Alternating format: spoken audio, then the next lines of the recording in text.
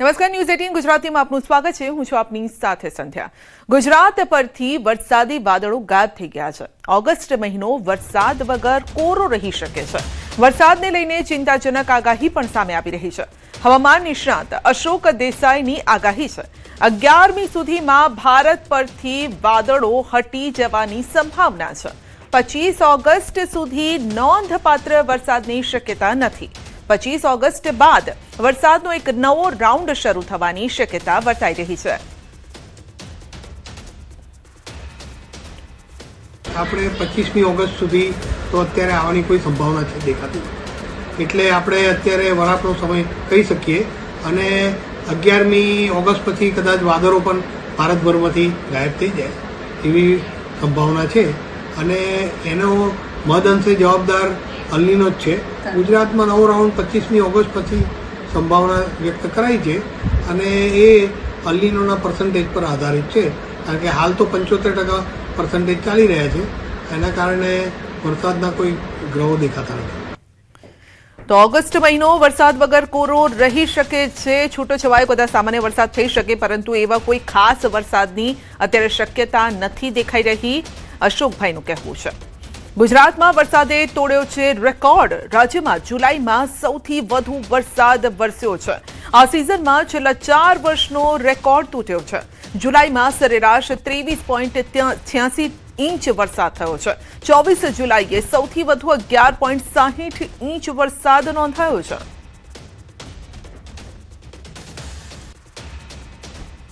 તો આગામી 72 કલાકમાં થશે વરસાદી ઝાપટા। હવામાન નિષ્ણાત અંબાલાલ પટેલની આગાહી છે આગામી સમયમાં આવશે હવામાનમાં પલટો। રાજ્યના ભાગોમાં વરસાદી ઝાપટા શરૂ થવાની શક્યતા છે।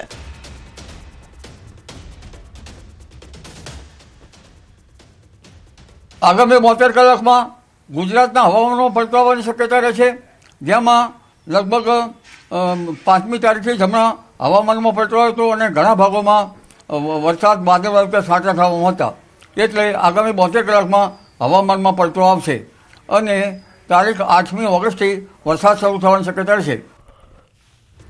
તો તારીખ 12 અને 13, 14માં પણ ગુજરાતના ભાગોમાં વરસાદ થવાની શક્યતા છે। પાટણ, સમી, હારીજના ભાગોમાં વરસાદની શક્યતા છે। મહેસાણા, બનાસકાંઠા, વાવ, થરાદમાં પણ વરસાદની શક્યતા છે। તો તારીખ 15 સુધીમાં ગુજરાતના ઘણા ભાગોમાં વરસાદ વરસી શકે છે। મધ્ય ગુજરાતના ભાગો સહિત સૌરાષ્ટ્રના ભાગોમાં પણ વરસાદ થઈ શકે છે।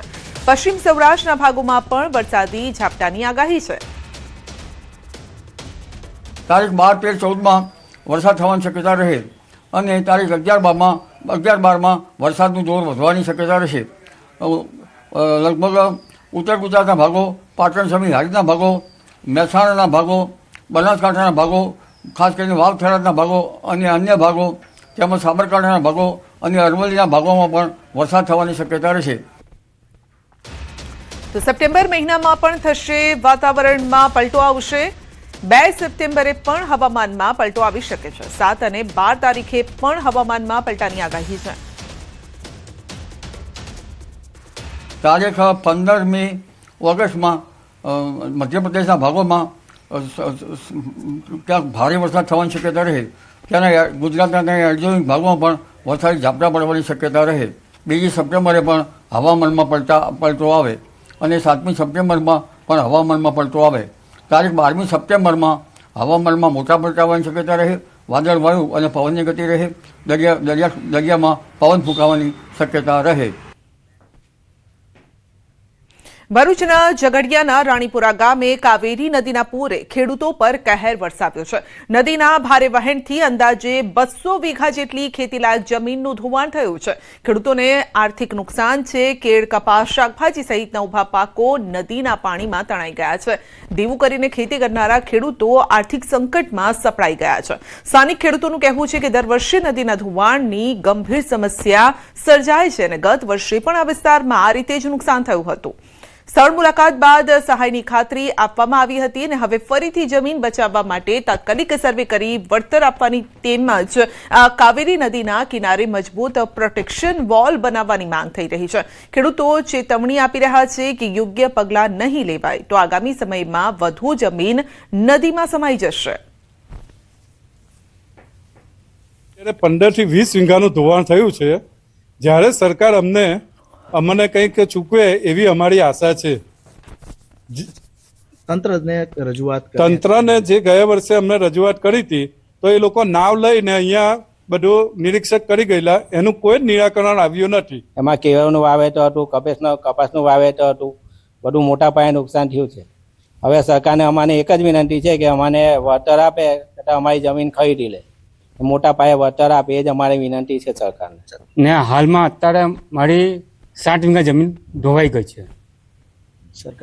સરકાર પાસે કઈ આશા છે કે આપ વળતર આપે? કેટલાક ખેડૂતો હશે જે પાયમાલ થયા હશે? 15-20 જેટલા ખેડૂતો. વરસાદી આફત બાદ સરકાર એક્શનમાં છે. પાણી ભરાવાની સમસ્યા પાછળના કારણો શોધવા માટે હાઈટેક સર્વે થશે. અમદાવાદ, સુરત સહિતના શહેરોમાં ડ્રોનથી તપાસ કરવામાં આવશે.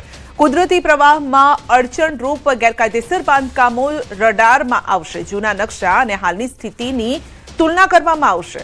ફ્લડ ઝોન, તળાવો, કાંસ, કુદરતી વહેણોનું પણ થશે ડિજિટલ મેપિંગ. વરસાદી પાણીના નિકાલમાં અવરોધરૂપ દબાણો સામે થશે કાર્યવાહી.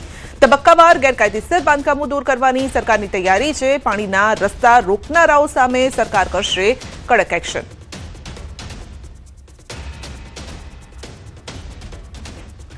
દ્વારકાની વાત કરીએ તો રેડ સીમાં ભારતીય માલવાહક જહાજ પર હુમલો. MSV ફેઝ નૂરે ઓલિયા પર વિસ્ફોટક હુમલો.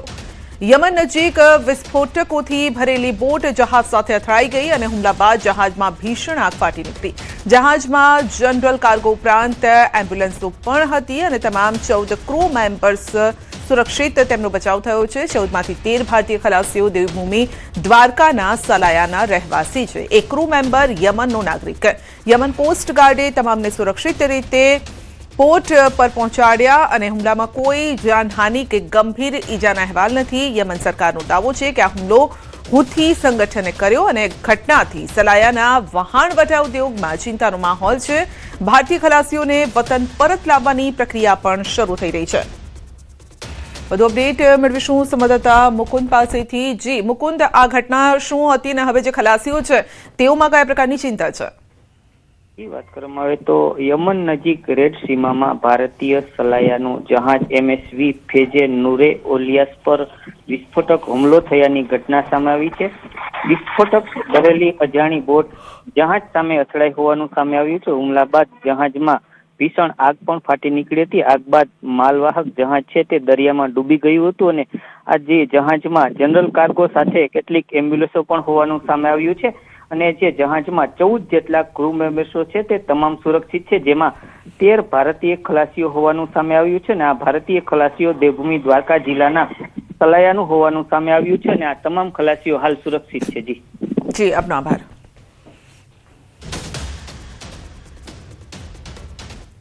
તો અમરેલીમાં બિસ્માર રસ્તાઓથી લોકો ત્રાહિમામ પોકારી ગયા છે. સાવરકુંડલા રાજુલા સ્ટેટ હાઈવે પર ગ્રામજનોએ કર્યો છે અનોખો વિરોધ. રજૂઆતો છતાં કામગીરી ન થતા ગ્રામજનોએ જાતે જ ખાડા પૂર્યા છે. તો અપના હાથ જગન્નાથના સૂત્ર સાથે સ્વખર્ચે રસ્તાનું સમારકામ શરૂ કર્યું.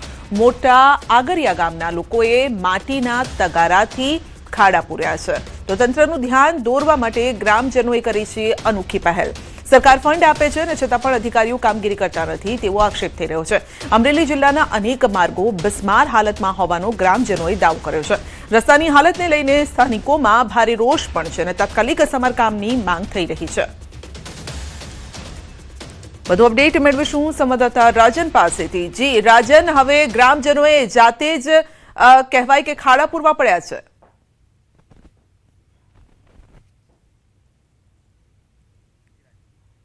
જી રાજન. જી સંધ્યા.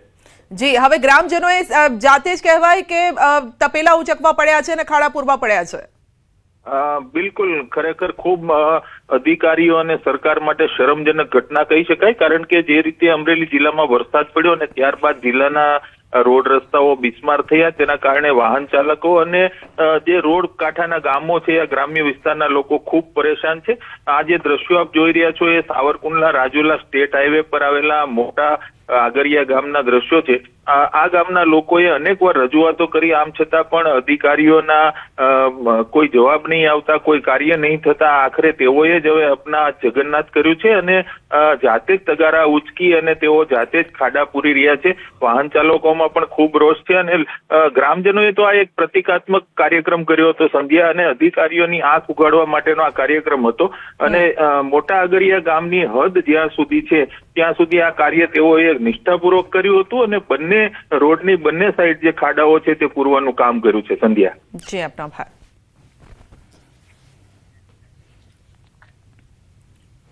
સુરતના ડાયમંડ ઉદ્યોગ માટે મોટા સમાચાર છે. કેન્દ્ર સરકારનો મોટો નિર્ણય છે. ટેક્સ છૂટનો પ્રસ્તાવ લોકસભામાં થયો છે રજૂ.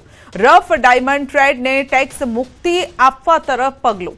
રફ ડાયમંડ ટ્રેડને મળશે ટેક્સમાંથી રાહત. રફ ડાયમંડ ટ્રેડ ટેક્સને લઈને ડાયમંડ માર્કેટમાં ખુશીના સમાચાર છે. હીરા ઉદ્યોગને રફ ડાયમંડ ટ્રેડ પર ટેક્સ છૂટની તૈયારી. સ્પેશિયલ નોટિફાઈડ ઝોનમાં રફ ડાયમંડ ટ્રેડને ટેક્સ રાહત. કેન્દ્ર સરકારના આ નિર્ણયથી હીરા ઉદ્યોગને મળશે નવી ઉડાણ. તો ટેક્સ છૂટથી સુરતને પણ ફાયદો થશે. ડાયમંડ ઇન્ડસ્ટ્રીની ઘણા સમયથી ડિમાન્ડ હતી કે વિદેશના માઇનરો અહીંયા ડાયરેક્ટ રફ વેચી શકવા જોઈએ, કે જેથી કરીને એમએસએમઈ સેક્ટરના લોકોને ખૂબ મોટો એનો બેનિફિટ મળે. આ લોકસભામાં ખરડો પારિત કરવામાં આવ્યો છે, હવે રાજ્યસભામાં જશે અને પછી કાયદો. અત્યારે હાલ ગુજરાત હીરાબુસની અંદર આ સ્પેશિયલ ઇકોનોમિક ઝોન કાર્યરત છે. અહીંયા હાલ વિદેશના જે કંઈ માઇનરો છે, બ્રોકરો છે, એ પોતાની રફ લઈને અહીંયા બતાવવા માટે આવી શકતા હતા. પરંતુ આ લો જ્યારથી અમલ થશે ત્યાર પછી કોઈ પણ વિદેશ માઇનર હોય, બ્રોકર હોય કે કોઈ પણ વ્યક્તિ હોય, બહારથી અહીંયા રફ લઈ અને એમના ક્લાયન્ટોને ડાયરેક્ટ વેચી શકશે, કે જેની ઉપર ઇન્કમ ટેક્સ નહીં લાગે. આ ખૂબ મોટો બેનિફિટ છે ઇન્ડસ્ટ્રીના માઇનરો માટે. અને હું ચોક્કસ માનું છું કે સુરતની અંદર લાખો રત્ન કલાકારો જ્યારે રોજીરોટી એમાંથી પ્રાપ્ત કરતા હોય તો આવા જે નાના નાના કારખાનેદારો છે એમને ખર્ચ ઘટશે, સમય બચશે અને ઘર બેઠા એને રફ પ્રાપ્ત થશે. એના કારણે ઇન્ડસ્ટ્રીની નાનામાં નાના લોકોને ખૂબ આમાં મોટો ફાયદો થવાનો છે. ધાનેરા કંટ્રોલ પોઈન્ટની ગંદકી મામલે એસટી વિભાગની મોટી કાર્યવાહી છે. ડીસા ડેપોના મેનેજર અને ધાનેરા કંટ્રોલ પોઈન્ટના ઇન્ચાર્જ સસ્પેન્ડ. સફાઈ અને દેખરેખમાં ગંભીર બેદરકારી સામે આવતા કાર્યવાહી. Depot manager Sonalben J Patel suspend. Dhanera control પોઈન્ટના ઇન્ચાર્જ મેવાભાઈ પટેલ પણ સસ્પેન્ડ કરાયા છે. વોચમેન અને એસઆઈ કર્મચારી ફરજ પર હોવા છતાં ગંદકીનો ઢગલો. કંટ્રોલ પોઈન્ટની બસમાર હાલત સામે આવતા તંત્ર હરકતમાં આવ્યું છે અને બેદરકારી બદલ જવાબદારો સામે એસટી વિભાગે કરી છે કડક કાર્યવાહી.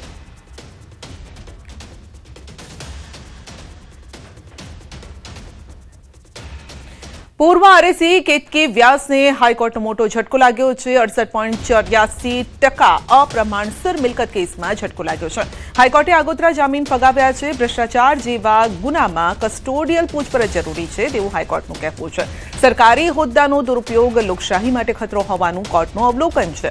એસીબીના કેસમાં કાયદેસરની આવક કરતા 68.84% વધુ સંપત્તિનો આરોપ. આરોપી ફરાર હોવાના કારણે મકાન સીલ કરાયું. હાઈકોર્ટના નિર્ણય બાદ કેસની તપાસને વધુ વેગ મળવાની શક્યતા છે. અંકલેશ્વર ખેતીવાડી ઉત્પન્ન બજાર સમિતિની આગામી 2.5 વર્ષની ટર્મ માટે ચેરમેન અને વાઇસ ચેરમેનની વરણી કરવામાં આવી છે. ભાજપના મેન્ડેટ મુજબ મુકેશ કરશનભાઈ પટેલની ફરી ચેરમેન તરીકે અને ઠાકોરભાઈ પટેલની વાઇસ ચેરમેન તરીકે પસંદગી કરવામાં આવી છે. એપીએમસીના સભાખંડ ખાતે યોજાયેલી ખાસ બોર્ડ બેઠકમાં જિલ્લા ભાજપના આગેવાનો દ્વારા મેન્ડેટ જાહેર કરવામાં આવ્યો હતો અને બેઠકમાં ભરૂચ ડિસ્ટ્રિક્ટ બેંકના એમડી અજયસિંહ રાણા સહિત સહકારી ક્ષેત્રના આગેવાનો ઉપસ્થિત રહ્યા હતા. આ સાથે અંકલેશ્વર એપીએમસીમાં આગામી 2.5 વર્ષ માટે નવી ટીમની રચના કરવામાં આવી છે. ગુજરાત પ્રદેશ ભારતીય જનતા પાર્ટીના પ્રદેશ અધ્યક્ષ માનનીય જગદીશભાઈ વિશ્વકર્મા તરફથી જે મેન્ડેટ આવ્યો હતો એ મેન્ડેટ પ્રમાણે જે ઘોષણા થઈ છે અને એ પ્રમાણે આ બંને પ્રમુખ અને ઉપપ્રમુખની વરણી થઈ છે. સુરતમાં બોગસ ડોક્ટરનો પર્દાફાશ થયો છે. અમરોલીમાં પટેલ ક્લિનિક ચલાવતો એલોપેથિક દવાઓ અને સાધનો સહિત મુદ્દામાલ જપ્ત. છાપરા ભાઠા સ્થિત તરવાડી વિસ્તારમાંથી પકડ્યો છે. 72,000થી વધુની દવાઓ અને તબીબી સાધનો કબજે કર્યા છે. ડોક્ટરી પ્રેક્ટિસ માટે જરૂરી લાયકાત અને નોંધણી ન હતી. કમ્પાઉન્ડરનો અનુભવના આધારે ચલાવતો હતો ક્લિનિક. દર્દીઓની સારવાર કરી માનવ જીવન જોખમમાં મૂકવાનો આરોપ છે અને આરોપી સુજીત લલ્લારામ પટેલ મૂળ યુપીના જોનપુરનો રહેવાસી છે. બીએનએસ અને ગુજરાત મેડિકલ પ્રેક્ટિશનર્સ અધિનિયમ હેઠળ ગુનો નોંધાયો છે. કાયદેસર તબીબી પ્રેક્ટિસ કરનારાઓ સામે અમરોલી પોલીસનો કડક સંદેશ. આગામી સમયમાં પણ આવી કાર્યવાહી ચાલુ રહેશે તેવી પોલીસે ખાતરી આપી છે.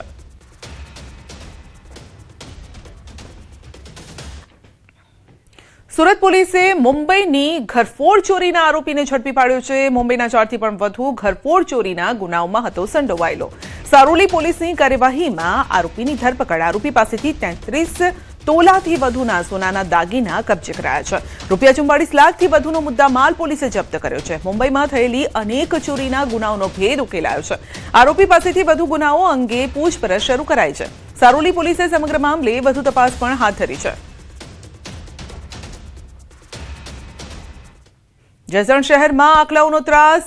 ચિતલિયા રોડ પર મચાવ્યો આતંક. આખલાએ વૃદ્ધ બાઇક ચાલક પર હુમલો કર્યો હતો. આખલાના હુમલામાં વૃદ્ધને ઈજા પહોંચી અને વૃદ્ધ બાઇક ચાલક ચિતલિયા રોડ પરથી પસાર થઈ રહ્યા હતા અને ત્યારે રસ્તા પર ફરી રહેલા આખલાએ અચાનક અડફેટે લેતા તેઓ બાઇક સહિત રોડ પર પટકાયા. હુમલામાં તેમના માથાના ભાગે ગંભીર ઈજા પહોંચી. સ્થાનિક લોકો તાત્કાલિક દોડી આવ્યા હતા અને ઈજાગ્રસ્તને સારવાર માટે હોસ્પિટલ ખસેડ્યા હતા. તો ઘટનાના સીસીટીવી ફૂટેજ સામે આવ્યા. આખલો અચાનક જ બાઇક ચાલક પર તૂટી પડ્યો હતો જેવું દેખાઈ પણ રહ્યું છે. તો ફંગોળી દેતા સ્પષ્ટ દેખાય છે અને વાહન ચાલકને. અને આ સાથે આ ઘટનાએ શહેરમાં રખડતા પશુઓના વધતા ત્રાસ અંગે ગંભીર સવાલો ઉભા કર્યા છે. આસપાસથી પણ કેટલાક લોકો પસાર થઈ રહ્યા છે. કેટલાક લારી ગલ્લાવાળા છે તેઓમાં પણ હડકંપ મચી ગયો.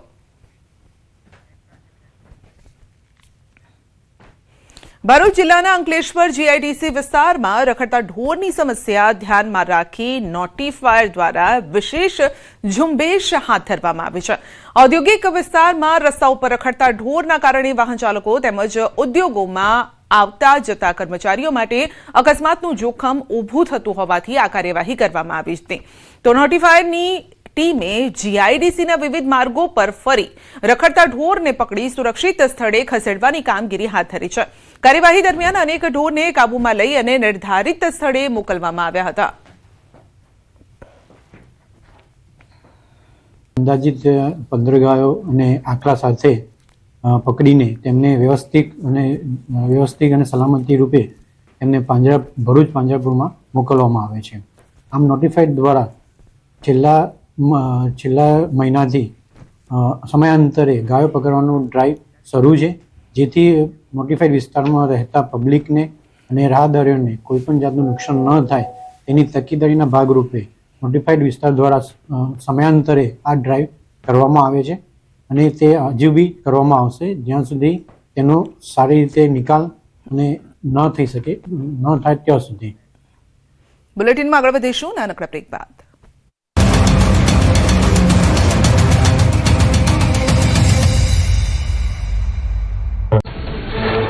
મધ્યપ્રદેશના વિદિશામાં 4 ગામના વિદ્યાર્થીઓ જીવના જોખમે નદી કરે છે પાર. વિદ્યાર્થીઓ સ્ટોપ ડેમ પરથી પસાર થઈ શાળાએ જવા મજબૂર. ટૂંકો રસ્તો પસંદ કરવા બાળકોને 4 ફૂટના ગેપ પરથી કૂદીને પાર કરવી પડે છે નદી. મીડિયામાં મામલો સામે આવતા એસડીએમ સહિતના અધિકારીઓ થયા દોડતા. સ્થળ પર પહોંચી સ્ટોપ ડેમનો રસ્તો કરાવ્યો બંધ. વિદ્યાર્થીઓને 15 કિલોમીટરનો ફરવો પડશે ચક્રાવો. કાયમી પુલ અથવા ગામમાં જ હાઈસ્કૂલની ઉઠી માંગ. જમ્મુ કાશ્મીરના ત્રાલના નાગાબલ વિસ્તારમાં વાદળ ફાટ્યું. વતાલારા નાળામાં આવ્યું ફ્લેશ ફ્લડ. રસ્તાઓ અને ખેતીની જમીનને ભારે નુકસાન. નાળાની બંને તરફ સુરક્ષા દિવાલ બનાવવા.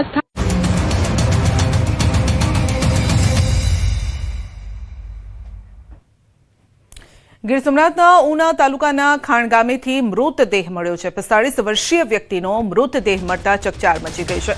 મૃતકની ઓળખ ભીમાભાઈ પરમાર તરીકે થઈ છે. ભીમાભાઈ પરમાર ખાણ ગામના રહેવાસી.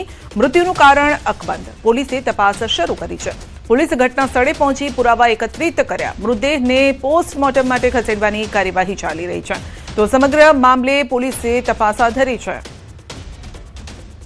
તો 45 વર્ષીય વ્યક્તિનો મૃતદેહ મળ્યો છે. મૃતકની ઓળખ ભીમાભાઈ પરમાર તરીકે થઈ છે.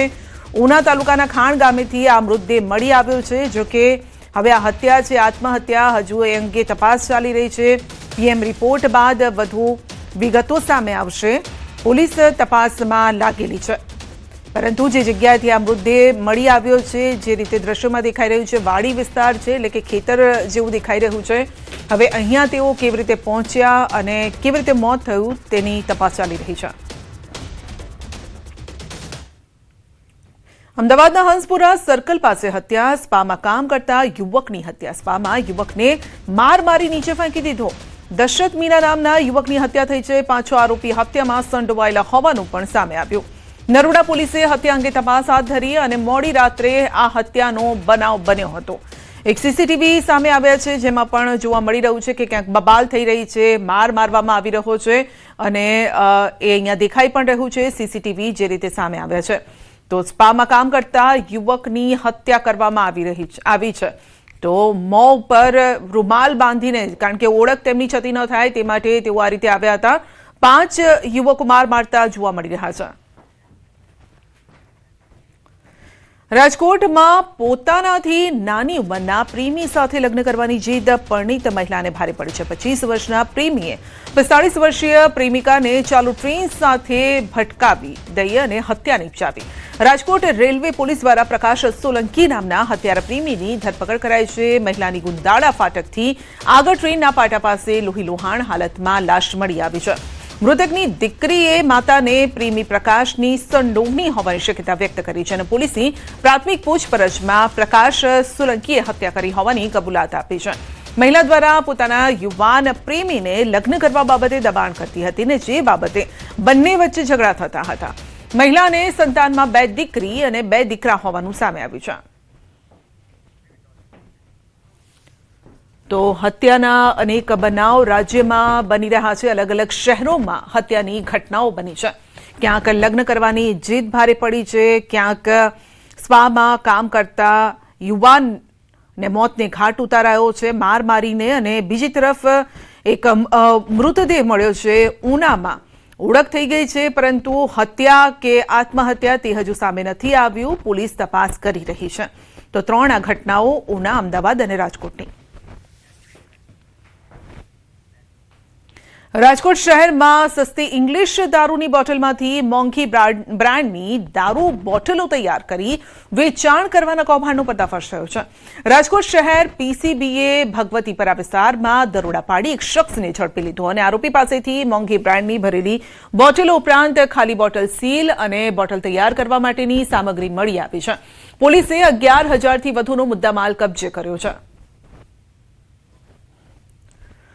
તો નકલી દારૂમાંથી અસલી જેવું પેકિંગ કરી અને આ પ્રકારની બોટલો તૈયાર કરવામાં આવતી હતી રાજકોટમાં. સુરતના પાંડેસરામાં જાહેર રસ્તા પર જન્મદિવસની ઉજવણીનો વિડીયો વાયરલ થયો છે અને ટિયા દલાઈ નામના વ્યક્તિ દ્વારા જાહેર માર્ગ પર કેક કાપી જન્મદિવસની ઉજવણી કરવામાં આવી હોવાનો દાવો થયો છે. વિડીયો સામે આવતા પાંડેસરા પોલીસની કામગીરીને લઈને સવાલો ઉભા થયા અને જાહેર રસ્તા પર નિયમોના ભંગને લઈને સ્થાનિકોમાં પણ ચર્ચા ચાલી રહી છે. હાલ વાયરલ વિડીયોની સત્યતા અને સમગ્ર મામલે પોલીસ તપાસની રાહ જોવાઈ રહી છે, જ્યારે કે પોલીસ તરફથી હજુ સુધી કોઈ સત્તાવાર કાર્યવાહી અંગે સ્પષ્ટતા કરવામાં નથી આવી.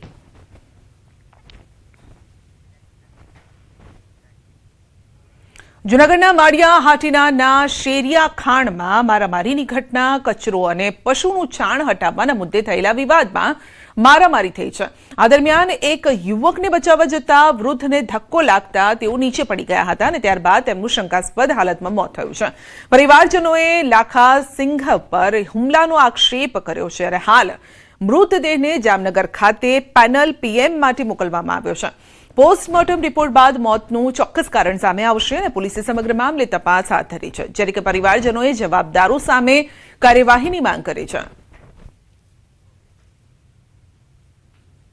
તો મારા મમ્મીને પણ મારી ગયેલ છે અને મારા કાકા એને પણ બચાવવામાં આવેલ છે. પછી મારા કાકાને ધક્કો મારવામાં આવી દીધો સાઈડમાં, પછી સાઈડમાં પડી ગયા અને તેમજ બેહોશ થઈ અને મૃત જાહેર છે. હવે માંગ તો એ છે કે જો આજે અમારી ઉપર જે બનાવ બન્યો એને રાબેતા મુજબ જે કોઈ કલમ હોય એ લગાડવામાં આવે સાબરકાંઠામાં કેનાલમાંથી યુવકનો મળ્યો છે મૃતદેહ. પાણીના પ્રવાહમાં યુવકનો તણાતો મૃતદેહ દેખાયો છે. સ્થાનિકોએ પોલીસને કરી છે જાણ. પોલીસે ઘટના સ્થળે પહોંચીને તપાસ શરૂ કરી છે. યુવકના મૃતદેહને પીએમ માટે હોસ્પિટલ ખસેડાયો છે અને હિંમતનગરના મોતીપુરા પાસે હાથમતી કેનાલની આ ઘટના છે.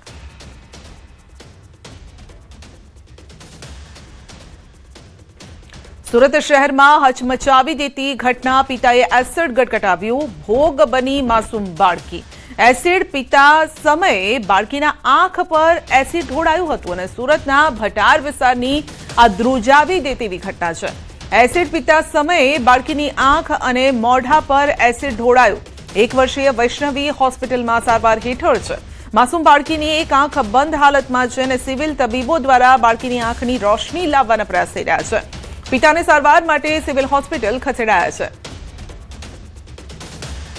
તો માસૂમ બાળકીની એક આંખ બંધ હાલતમાં છે. પિતાને સારવાર માટે સિવિલ હોસ્પિટલ ખસેડાયા છે. પિતાએ એસિડ ગટગટાવ્યું પરંતુ ભોગ બની છે માસૂમ બાળકી, કારણ કે બાળકીના આંખ અને શરીર ઉપર આ એસિડના છાંટા પડ્યા હતા, ઢોળાયું હતું, જેના કારણે બાળકીની આંખો બચાવવાના પ્રયત્ન થઈ રહ્યા છે. પોરબંદર જિલ્લામાં ચાલુ વર્ષે માત્ર 2 ઇંચ જેટલો વરસાદ નોંધાતા દુષ્કાળ જેવી સ્થિતિ સર્જાઈ છે. વરસાદના અભાવે ખેતી પર ગંભીર અસર પડી છે, જેના કારણે કૃષિ આધારિત સમગ્ર અર્થતંત્ર ખોરવાઈ ગયું છે. સાતમ આઠમના તહેવારો નજીક હોવા છતાં બજારોમાં ગ્રાહકોનો અભાવ જોવા મળી રહ્યો છે અને વેપારીઓ મંદીનો સામનો કરી રહ્યા છે. અનાજ કરિયાણાના વેપારીઓના મતે જો હજુ વરસાદ નહીં પડે તો સ્થિતિ વધુ વિકટ બનશે. જો આને પરિસ્થિતિ રહી કે વરસાદ નહીં આવે તો ખેડૂત તો 100% હેરાન છે. એની અમે ટોટલી વેપારી સમાજ, રિક્ષાવાળાથી માંડીને ગરીબ માણસો ને મોંઘવારી એટલી બધી વધી જાય કે તમે ન પૂછો વાત. આપણે ક્યાં ખાવા જવું ને એ જ વિચાર થાય. ભવિષ્યની અંદર આને પરિસ્થિતિ રહી તો તમારે માર કૂટ થાય, વેપારીને કોઈક આપઘાત કરશે મોંઘવારીના હિસાબે. મોંઘવારી પર બહુ ફાટી પડશે. આ તરફ વરસાદ ન પડતા કૃષિ પર નિર્ભર એવા એગ્રો બિઝનેસને અસર પહોંચી છે. ખેડૂતો વાવણી કરી શક્યા નથી, જેના કારણે ખાતર, બિયારણ, કૃષિ દવાઓની માંગ પણ ઘટી છે. વેપારીઓનું કહેવું છે કે આ સમયે ધંધો પીક પર હોવો જોઈએ, પરંતુ વરસાદના અભાવે બજારો પણ સુમસામ છે અને સન્નાટો છે. હવે આગામી દિવસોમાં જો સારો વરસાદ થાય તો કદાચ આ બજાર ધમધમતા થાય. વેપારીઓની નજર હવે વરસાદ પર છે. ઓગસ્ટ મહિનો શરૂ થઈ ગયો છે. અત્યારે અમારી એકદમ સિઝન પિકઅપ ઉપર હોય. પેસ્ટિસાઇડમાં, ફર્ટિલાઇઝરમાં ખૂબ પિકઅપ ઉપર હોય. અમે ફ્રી ન થતા હોય એટલું અમારી સિઝન પિકઅપ ઉપર હોય. અત્યારે વરસાદ નથી, એની હિસાબે સિઝન બહુ મંદી છે. બહુ ઝાઝા સમય પછી કદાચ આવું બન્યું હશે. 2000ની અંદરમાં કદાચ બન્યું હશે. બાકી સિઝન દરમિયાન 3 ઇંચ પણ વરસાદ નથી પોરબંદર જિલ્લામાં. આવું લગભગ નથી બન્યું. બુલેટિનમાં અત્યારે બસ આટલું જ. રજા આપશો. નમસ્કાર.